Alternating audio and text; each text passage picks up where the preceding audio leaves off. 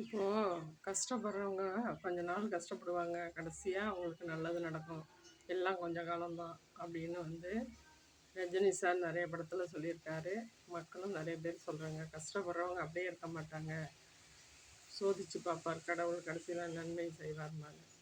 அதெல்லாம் கிடையவே கிடையாதுங்க. கஷ்டப்படுறவங்க கடைசி வரைக்கும் கஷ்டப்பட்டு தான் சாகுறாங்க.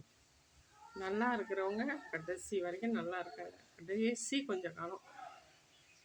கொஞ்ச காலம் அவங்களுக்கு தள்ளாமை வயசில் வேணால் கொஞ்சம் கஷ்டப்படுறாங்க. மற்றபடி அவங்க வாழ்க்கை சந்தோஷமாக தான் இருக்குது. போய் சொல்கிறவங்க, அவதூறு பேசுகிறவங்க அவங்களாம் நல்லா தாங்க இருக்காங்க. நேர்மையாக இருக்கிறவங்களுக்கு காலமே கிடையாதுங்க. நேர்மையாக இருந்து கஷ்டப்பட்டோம்னா கடைசி வரைக்கும் கஷ்டப்பட்டு தான் போகணும். நிறைய பேரை பார்த்துட்டேன், அது உண்மை. என்னை பொறுத்தளவு அது உண்மை தான். நிறைய பேரை பார்த்துருக்கேன், வயசானவங்களும் பார்த்துருக்கேன். முந்தானையில் எங்கள் பாட்டியோட காலத்துலலாம் பார்த்துருக்கேன். முந்தானையில் முடிஞ்சு வச்சுக்கிட்டு 50 காசுக்கு பொட்டுக்கடல, 50 காசுக்கு அப்பளம் அப்படிலாம் வாங்கிட்டு அவங்க லைஃபையே கஷ்டத்துலேயே கொண்டு போய் சேர்த்தே போயிட்டாங்க. ஆனால் இப்போலாம் நல்லா இருக்கிறவங்க என்ன பண்ணுறாங்க, கடைசி வரைக்கும் நல்லா ஜாலியாக என்ஜாய் பண்ணுறாங்க.